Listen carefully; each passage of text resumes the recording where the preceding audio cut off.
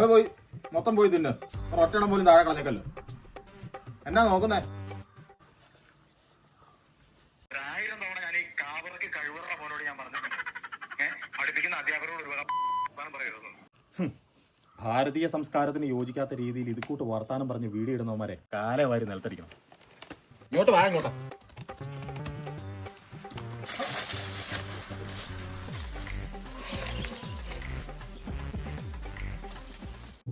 അവിടെ ഒന്ന് മര്യാദയ്ക്ക് തിന്നോ കേട്ടോ. അച്ചാച്ചൻ 2 കമന്റ് ഇട്ടിട്ട് വരാം ഫേസ്ബുക്കിൽ. ഈ സംസ്കാര ശൂന്യന്മാർക്ക് 2 കമന്റ് കൊടുത്തില്ലെങ്കിൽ എനിക്കിന്ന് കിടന്ന ഉറക്കം വരില്ല. വാസുകൊച്ചേട്ടോ, രാവിലെ ഫേസ്ബുക്കിൽ കമന്റ് ഇടുവാണോ? എന്നാ പറയാനാടാ മക്കളെ, നേരം വെളുക്കുമ്പോ തൊട്ട് വീഡിയോ ഇട്ട് തുടങ്ങും ഫേസ്ബുക്കിൽ. മര്യാദയ്ക്ക് വീഡിയോ ഇട. ഞാനൊരു കമന്റ് അങ്ങോട്ട് ഇട്ടു.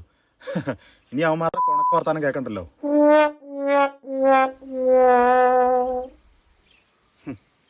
സിനിമാ നടിക്ക് ആൾക്കൂട്ടത്തിൽ വെച്ച് സംഭവിച്ചത് കണ്ടോ? ഇവക്കൊക്കെ മര്യാദയ്ക്ക് തുണി കൊടുത്തോണ്ട് നടന്നാനാ.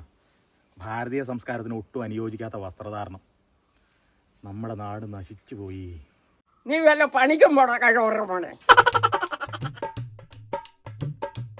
എന്നാലും ഈ കേരള സമൂഹത്തിന്റെ പോക്ക് ഇതെങ്ങോട്ടാ? എല്ലാം പഴച്ചുപോയി.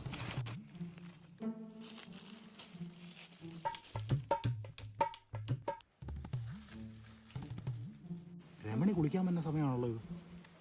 ഇവളിത് ആരുടെ അവിടെ പോയി കിടക്കുക? സംസ്കാരം ഇല്ലാത്തവൾ.